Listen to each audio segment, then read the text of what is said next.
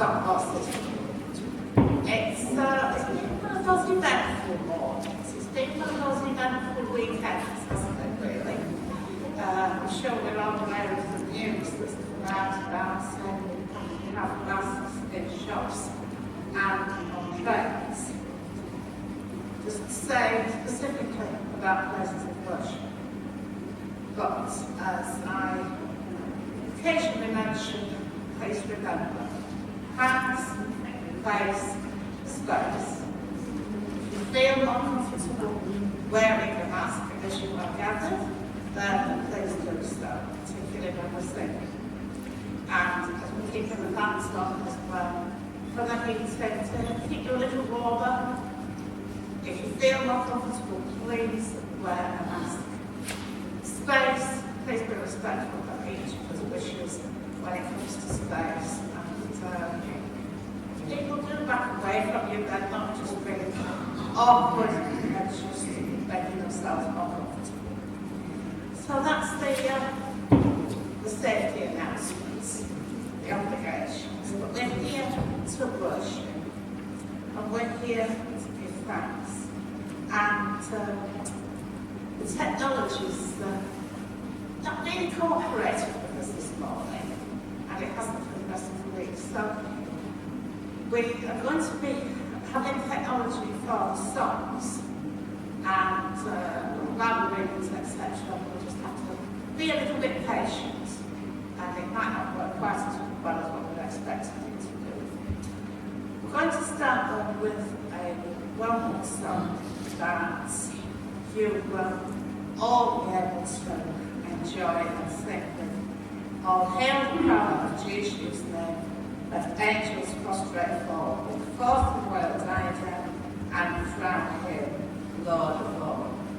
And the tune that we are going to sing to is quite lively, so for those of us that are used to the Salvation Army style of worship, clap, timples, just worship as you wish. And in the final song, I will ask that the songsters come and assemble at the front of the hall.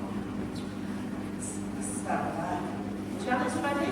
I'll invite you to stand and we'll share in the song, number 73, together.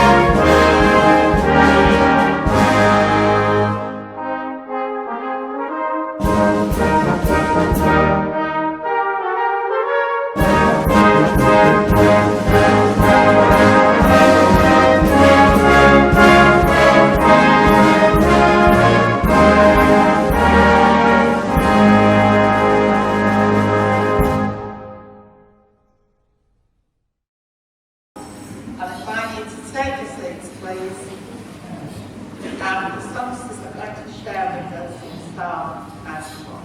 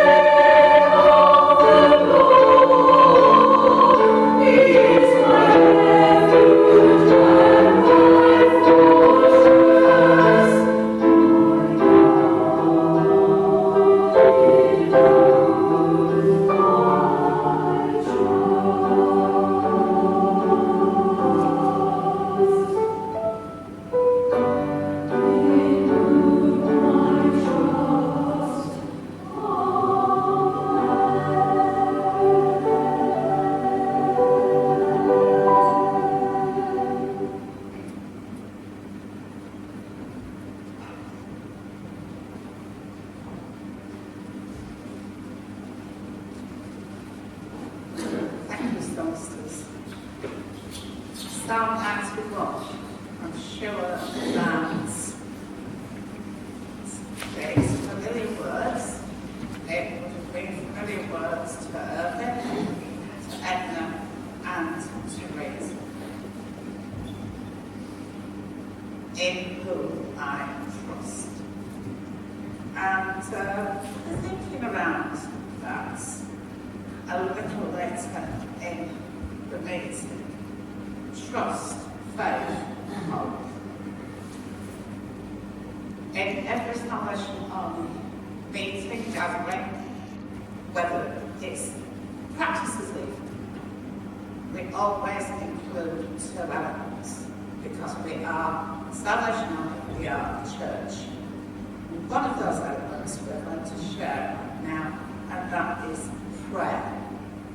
We're going to sing I would call it a chorus. It's number 330 in the Stockport. As we are gathered, Jesus is here. One with each other, Jesus is here. Joined by the Spirit, washed in blood, part of the body, the church of God. As we are gathered, Jesus is here. One with each other, Jesus is here. It's very simple words, but very profound. We gather in person with each other, but we gather as part of the body, the church of God. We are joined together as a family of believers here in worship. And we remember this morning particularly 3 of our friends, 3 of our comrades, 3 family members who worshipped here with us. And again, this would be a song that would have been familiar to them. So I'm going to sing it through twice, and Debbie is going to accompany us on the piano. And at the conclusion, I will share a prayer together. And we will conclude with the Lord's Prayer. Thank you. Let's sing this twice.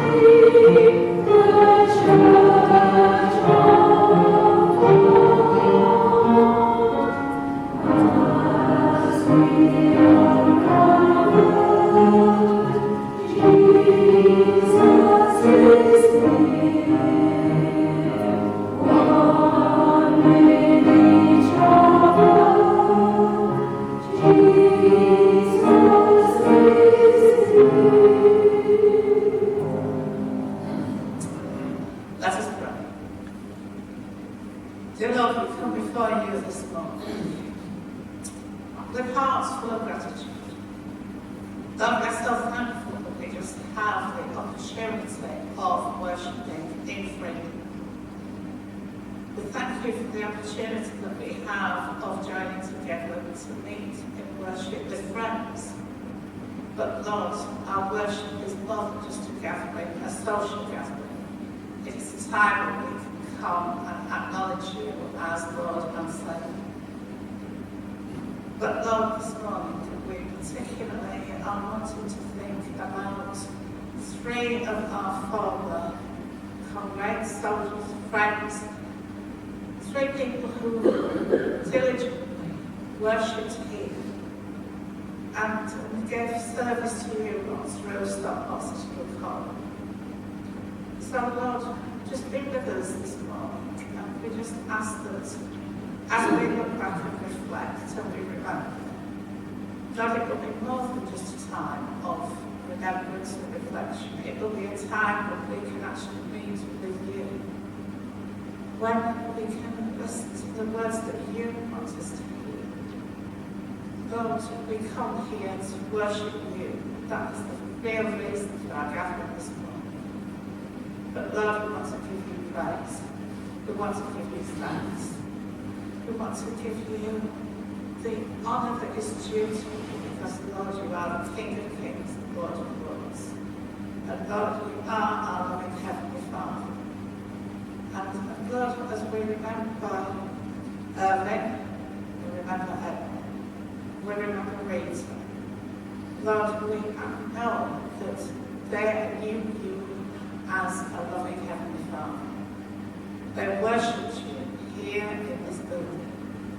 And God, you were their source and their sufficiency. And Lord, we give you the praise and the thanks for that. And Lord, we thank you for the fact that we were able to share in their lives and in worship with them.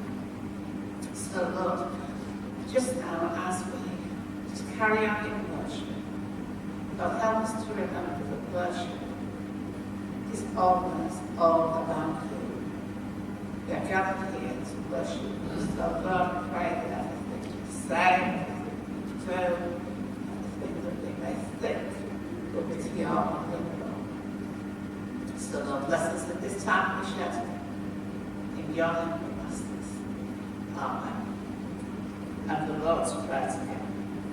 Our Father, who art in heaven, hallowed be thy name.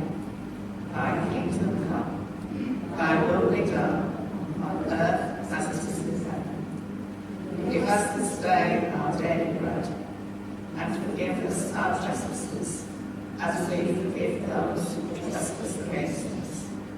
And lead us not into temptation, but deliver us from evil. For thine is the kingdom, the power, and the glory, forever and ever.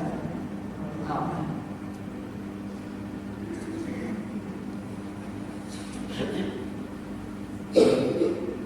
As I've already said, we are here, we are gathered here, and our meeting will be a hybrid. To start with, we are going to be giving thanks for Irving, who promoted to glory in March of last year, right at the beginning of the pandemic. Giving thanks for Edna. And I think it would be her birthday today. 95, she would be 95 today. So that's quite a significant day in your family's life. And we're giving thanks today for Rita. And it is just a year ago that she passed away, so it is quite a significant day for Dale and Janet and that family and Rita's friends, as it is a first anniversary. And we're going to just consider each person and spend a moment thinking about what their contribution was. Irving was a batsman. I can picture him with sat here with the band playing his instrument, as many of you can as well. He was one of the first people when I arrived at Stockport that I had a conversation with, and he came to the quarters to do a small job that my predecessors had asked him to complete. I thought, oh, how strange. It was to do the toilet seat. I don't say that, but that's my thoughts of Irving, and many of you that have your own memories of Irving. and particularly at Christmas as we prepare for activities of Christmas. I don't want to spend too much time reminiscing on my reminiscences. You've got your thoughts, you've got your remembrances. One of the songs that he particularly liked is a songster-piece, His Provision. And Joan asked that we would include this. And as we share and we watch this today, maybe you just like to have a think, just a few thoughts and reminiscences about Irving and his time of worshipping here at Stockport Citadel. Remember, he came to Stockport Citadel as a young child, saved through all the music sections, and he was quite a figure within the activities. Let's just share this song together. Thank you.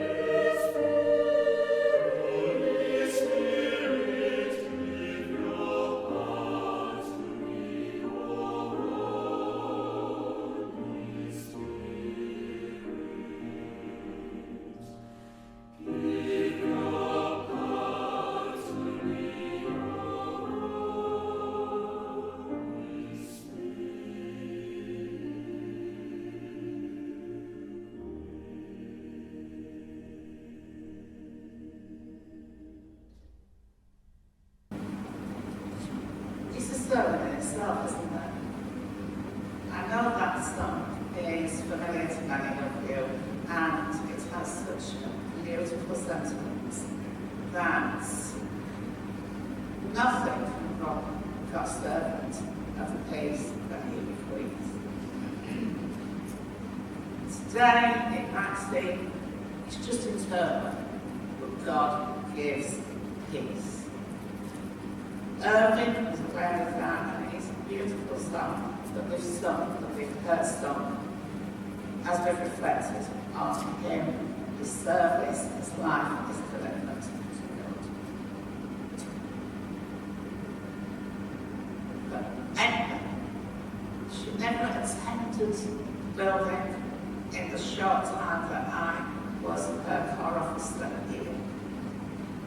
I arrived in July 2019, and one of my visits out to see Edna, but one of the first things she said to me was, at my funeral, I want to be classed alone. One of the first things that was said. And she delighted in telling me all about her family, she cherished, and she delighted in telling me about her parents, her family upbringing, and just her activities as a young person within the Salvation Army. She then went on to tell me about her good friends, the Barkers, that many of you know as well. And unfortunately, I wish for them to leave their funeral was overtaken by the pandemic. We all regret that, not least of all me. She had a strong, strong faith. I know some of you may not be too familiar with her, but she was one of those people that just got on with it in the background, didn't she? I don't know if she ever stood on a platform and led a song or preached a sermon. I don't know if she played an instrument or sang a solo. Well, she did play an instrument, didn't she? Because all the family did. Yes, I remember that one. But she was one of those people, she just got on with it, didn't she? But you knew where you stood. You knew exactly where you stood with her, and you knew that her faith was real. There was no ifs or buts or maybes. And she was passionate about salvation. And I'm sure if you'd like to know more about her, if you were not familiar with her, I'm sure you're willing to stay on. But I'm going to share a poem that, yes, would you like to come to the platform and share this poem?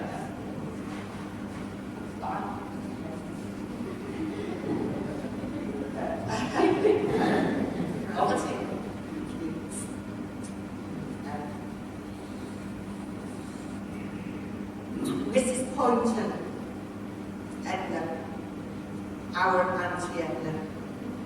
I think she was everybody's Auntie Edna. You're quite right in saying that she would not have got up here and done this. She would have been out that door making tea. Because speaking in any form of public way was not against Edna at all. So it really wasn't, not at all. But she loved to be a part of this family.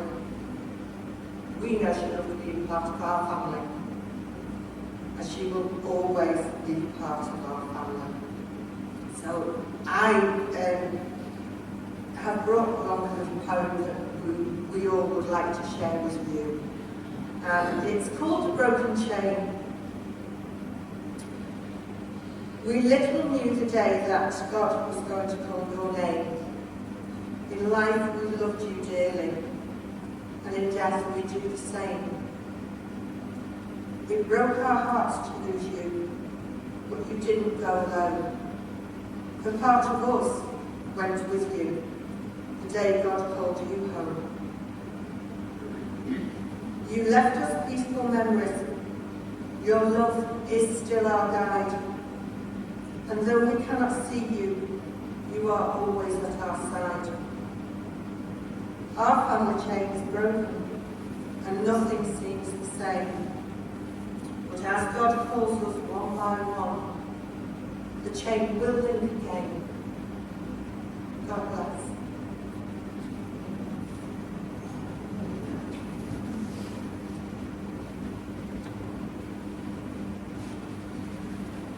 That's the wonderful thing about memories. The chain then continues, it just never actually stops. I'm going to invite you to stand. We cannot sit in Christ alone, seated. It is just not right.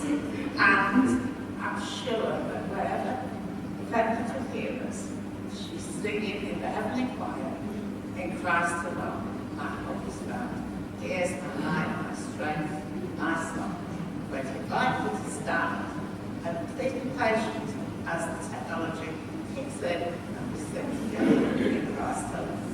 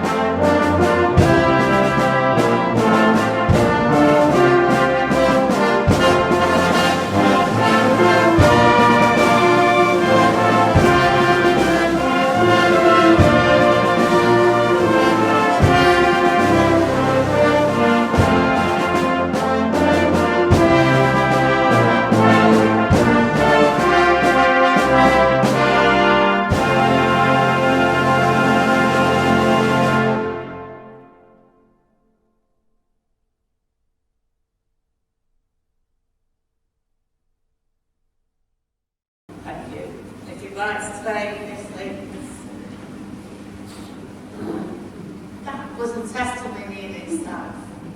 And when Edna chose that song, I'm sure she chose it, not just for the words, and not just for the music, but for the words. That final verse said, no guilt in life, no fear of death. This is the power of Christ in me. From life's first cry to final breath, Jesus commands my destiny. No power of hell, no scheme of man can ever pluck me from his hand till he returns or calls me home. Here in the power of Christ I stand. That is the mark of a Christian. And all three people who we are remembering today, Irving, Edna, and Rita, I believe that they would have echoed the words of this verse. No power of hell, no scheme of man. They were Christians, believed the whole of their lives. Nothing could take them away from their faith in a loving God. Something for us to think about, don't you think? I'm just going to share in Psalm 23. These are familiar words that we quite often read at funerals. And I just think it's appropriate that we share this part of our time together. The Lord is my shepherd, I shall not be in want. He makes me lie down in green pastures. He leads me beside quiet waters. He restores my soul. He guides me in paths of righteousness for his name's sake.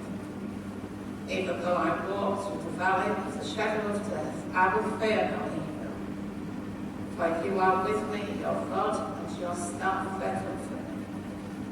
You prepare a table before me in the presence of my enemies. You anoint my head with oil, my cup overflows. Surely goodness and love will follow me all the days of my life, and I will dwell in the house of the Lord forever. Amen.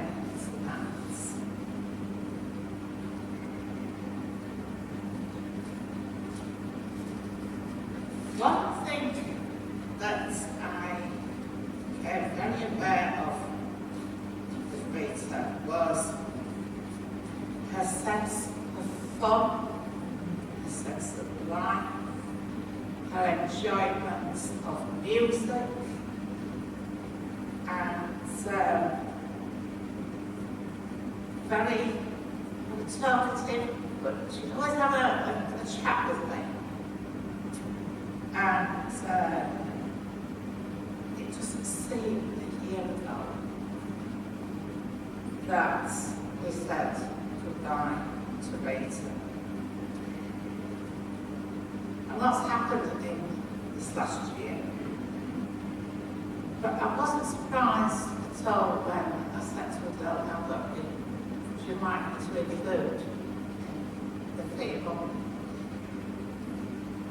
She said, could we have the song, Oh Happy Day, that fits my choice?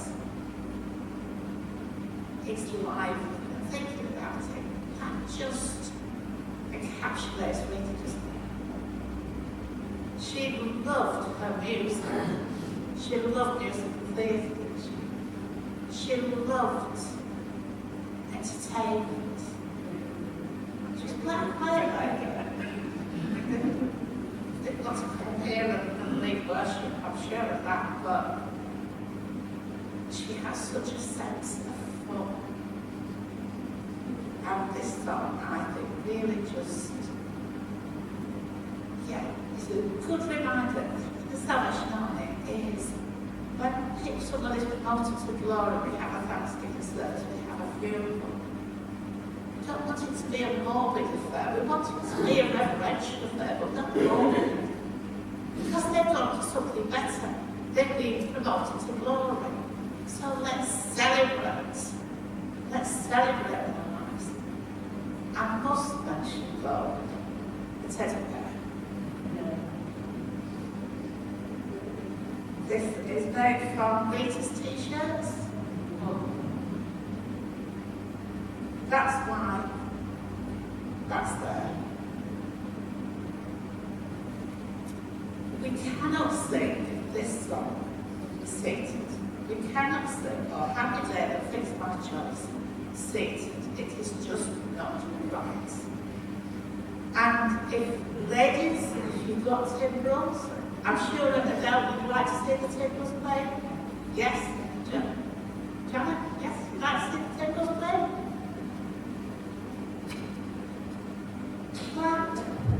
Play the timbrels. Let's just sing and enjoy and celebrate a life well lived, a life of service. Particularly, let's think about Rita. And I'd like to start and share this thought.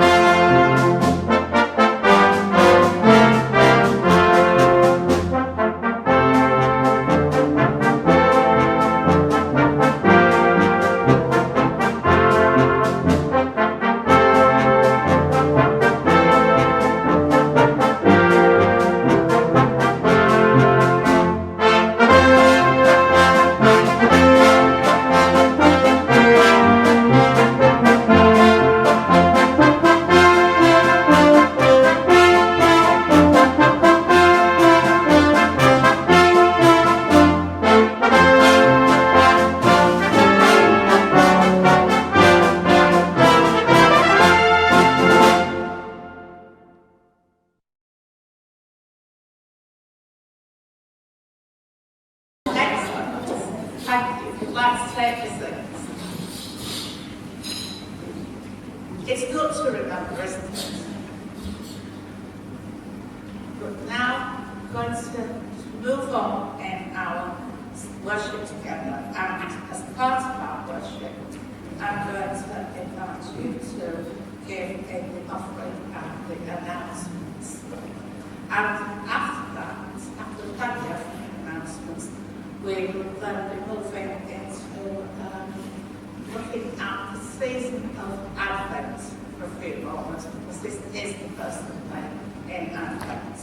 But now, let's begin the offering and announcements.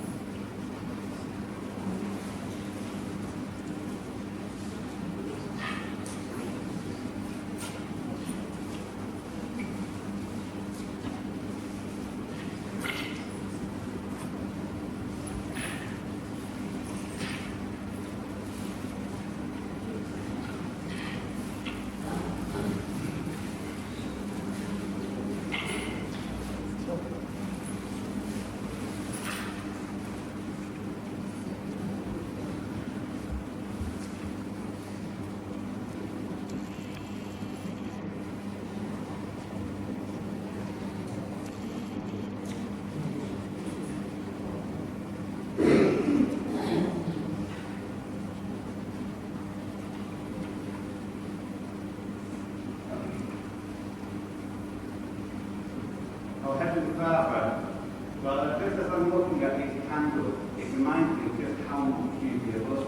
Lord, you bring us joy, you bring us love, you bring us peace, but most of all, Lord, you bring us hope. Lord, a hope of an eternal future, a hope in your presence, not a shakeable hope, but a steadfast hope, a hope that is certain. Lord, what do we give to a God who gives so much? Lord, I like this offering because it reminds us that you give us so much in abundance that we can share it with others. Lord, may this offering bless others in this area. In your name, for your glory. Amen.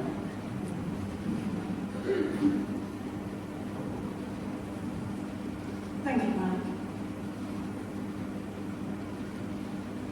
We're always blessed to have flowers, aren't we, that bring joy into our worship and into this space. And we're blessed, really blessed, to have 3 lots of flowers this morning. So we're grateful to all of you who have brought us flowers today. We thank you very much indeed for that. I also just want to say a thank you to Maisie for putting this meeting together. I know perhaps she would say it's her job, but there's a great emotional cost to putting a remembrance service together. And we do support you, Maisie, with our thoughts and our prayers. We will be able to enjoy some tea and coffee after this worship, which will warm you all up again. And we're grateful to Andy and to Pam for sorting that out for us today. Next week is our toy and gift service. I have put together some announcement sheets for the forthcoming weeks, so do take those home with you to remind you of through December and just into the first week of January what we will be up to and what's going on here.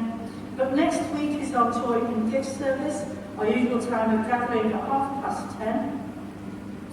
I've spoken quite at length about what sort of gifts and toys to bring, so I won't go into all that again this morning. If you have any questions, do feel free to speak to me following this gathering together.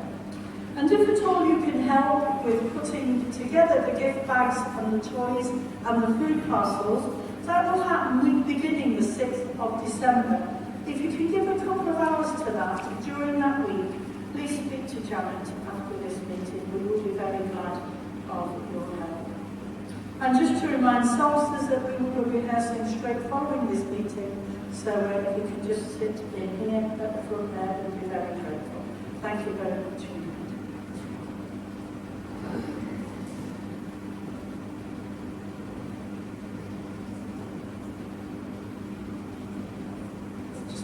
One small thing I forgot to mention tonight. If anybody has a burden in his life for a particular carol on the 12th of the 19th, which let me know by the end of the month, please. I don't want people to say to me, oh, I wish you could have included. Your opportunity is being given now, but I do need time to include it into preparation if we should have anything included. Thank you.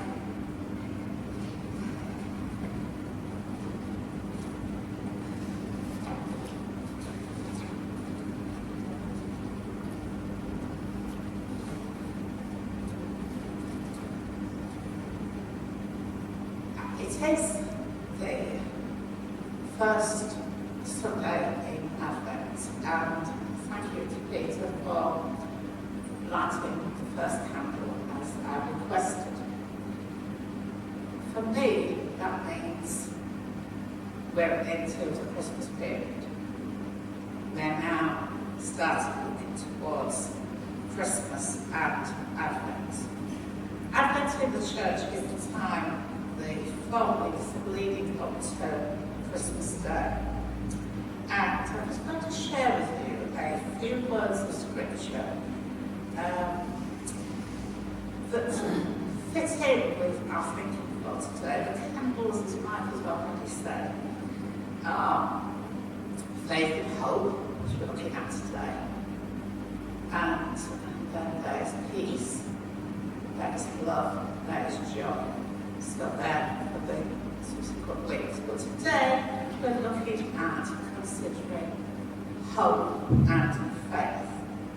And in Hebrews chapter 11, verses 1 to 3, it says this: Now faith is being sure of what we hope for and certain of what we do not see. This is what the ancients were commended for. By faith we understand that the universe was formed at God's command, so that what is seen was not made out of what was visible. And go on in the rest of the chapter to look at different people from the Bible, from history, Cain and Abel and Enoch, who showed faith. And we'll be unpacking that in a moment or two. But it wasn't just something out of the blue that Jesus was born. We were told in Isaiah chapter 9, it foretold that Jesus would be born. The prophets throughout the Old Testament kept referring to a Messiah that would arrive. God would redeem his people. And this is a familiar reading from this time of year, chapter 9, verses 6 and 7 in Isaiah say this: For to us a child is born, to us a son is given, and the government will be on his shoulders. And he will be called Wonderful Counselor, Mighty God, Everlasting Father, Prince of Peace. Of the increase of his government and peace there will be no end. He will reign on David's throne and of his kingdom, establishing and upholding it with justice and righteousness from that time on and forever. The zeal of the Lord Almighty will accomplish this. If you remember, it said faith is confidence of what we hope for and assurance about what we do not see. All human beings put their faith in something or someone. It may be finance, it may be friendship, it may be family, it may be in their good looks, appearance. For others, it's popularity.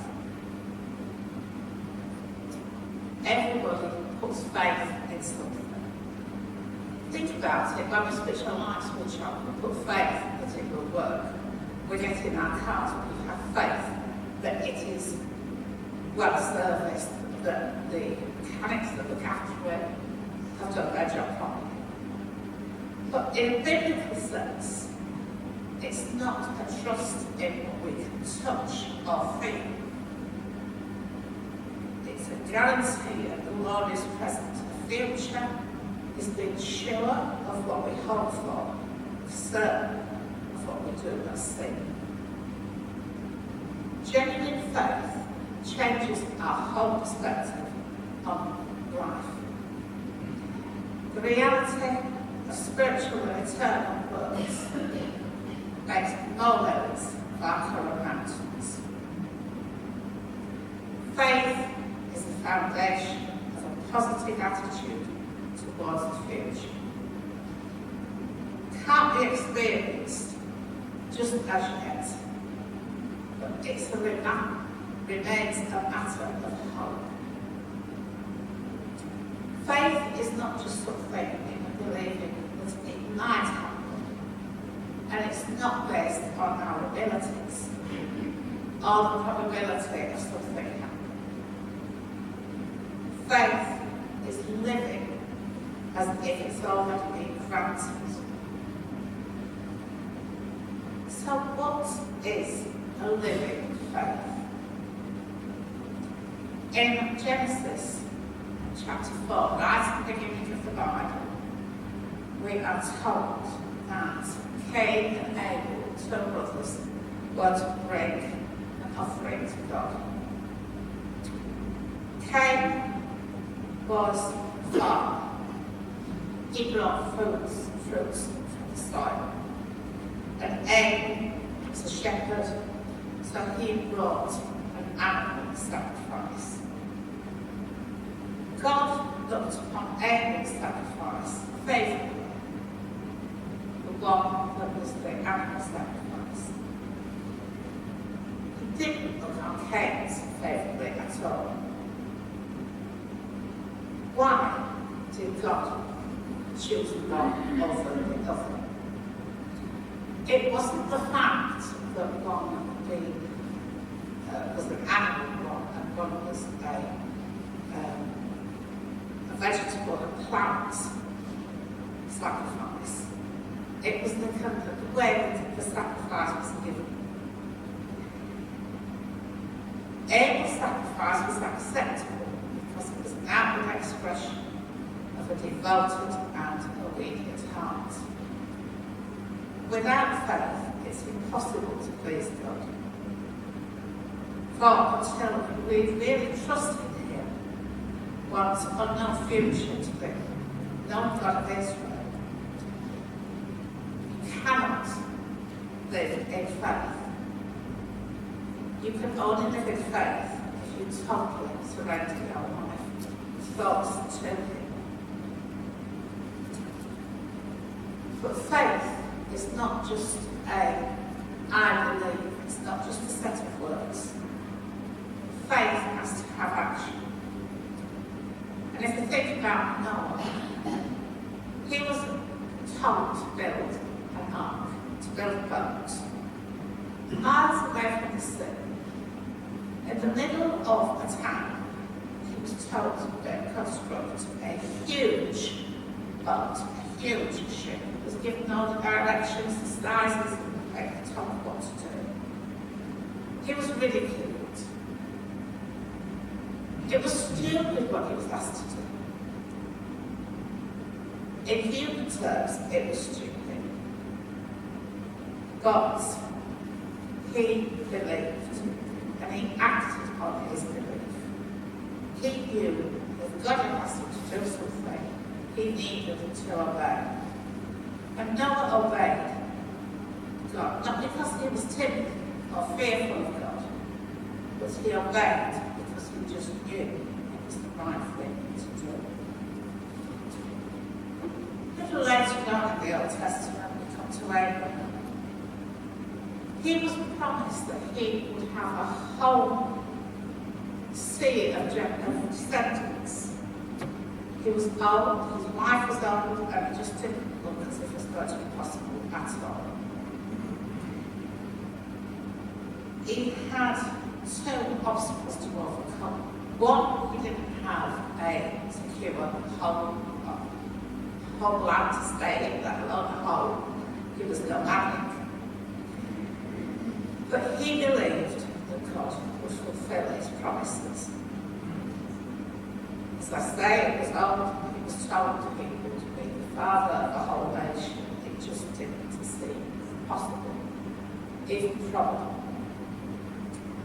He was then told later to sacrifice his son that he was given.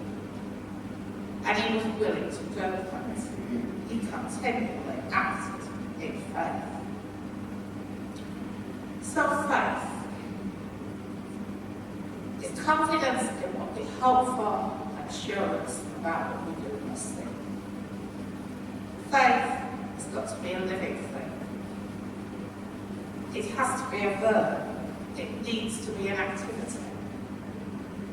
And it needs to be enduring. Even when it doesn't make sense, we need to hold on to faith. Irving, Edna, and Rita, from my knowledge of them, were all people who had faith. Their faith in a God, it was a living God. They lived out their faith daily, and they were quietly testify to their faith. Don't think any of them stood on a platform preached a sermon and maybe not. But there was no doubt in my mind they had a strong faith in a faithful, saving God. Their faith was active. They would share their faith verbally. They were very practical people as well. faith for them wasn't just something that happened on a Sunday, of words to be recited or songs to be sung. It was something that was part of their everyday existence, their everyday life. Their faith was enduring, a lifelong faith, through different trials and tribulations for each of them. As I said, I had the privilege in the short time that I knew Irving and Rita to share with them their faith journey. And as I say, I realised that they had a meaningful faith that was most meaningful to them in the most trying of times. We've lit the first of the Advent candles. As we approach Christmas, we are reminded that Christ, the day of whose birth we celebrate at Christmas, is the hope of the world. God's world is lovingly created, and God saw that this wonderful world he had created was now languishing in sin, far from God. Prophets have been sent to try and ask the people to return back to God. Through various centuries throughout the Old Testament, we read that, but there was no significant improvement. Isaiah was one of those prophets that promised that one day a Redeemer would come. He promised us a hope. God still promises a hope. Irving, Edmund, and Rita had a faith that led them to have an eternal hope. The Salvation Army will say that when someone passes away, that they are promoted to glory. We believe they've gone to something better. They've gone to their eternal reward in heaven. And they are now in peace, living in peace, in God's presence.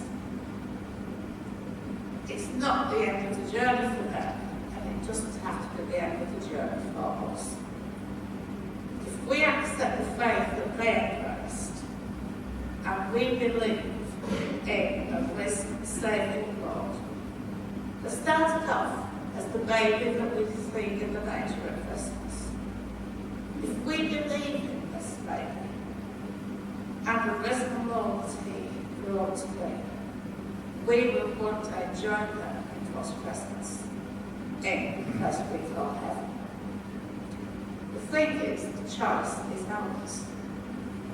Do we have a living, an active, enduring faith in a loving Saviour, in a Father God, a Redeemer, a friend, who can give us hope, everlasting hope, this Advent and Christmas time? Or will we just reject him and concentrate on the turkey and the trimmings and the presents and the cards, the food and all the trappings? It's our choice.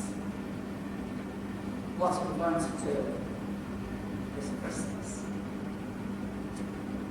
Let's pray. Lord, just thank you that we can come together to celebrate. We can come together to celebrate the lives of three of your servants who diligently gave active service and had a strong faith in you, and they had a hope, an eternal hope in you.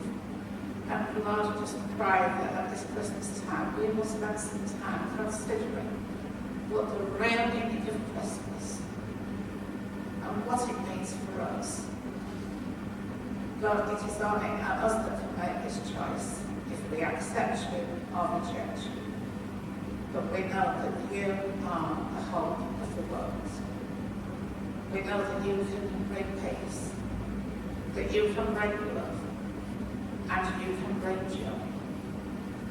So Lord, just be with us as our worship comes to a conclusion. Lord, I just ask that you will not go before us, but you will walk every step of the way with us. But Lord, if our hearts need to be stirred into a deeper recognition of you. Lord, I just pray that that will happen at this Advent time. Lord, just be with us in the days that lie ahead. We ask this in your precious name, Father. Amen.